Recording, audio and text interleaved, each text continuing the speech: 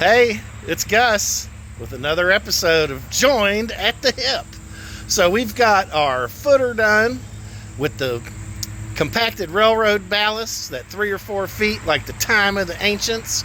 And we've got our block work going, as you can see. And I think you can see in the background here, we've got a channel. What's that channel? What's that funny looking block? Well, that block is for the bond beam. What's the bond beam?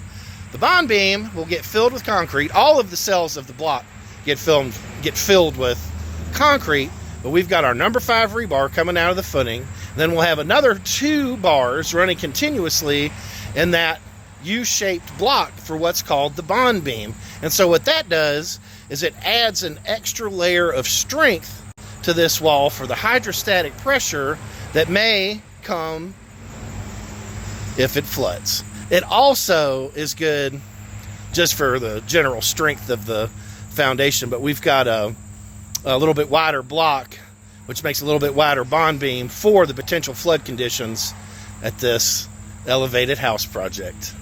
So for more information, you can check us out at preserveoldhomes.com or at Adams & Adams Construction on Instagram.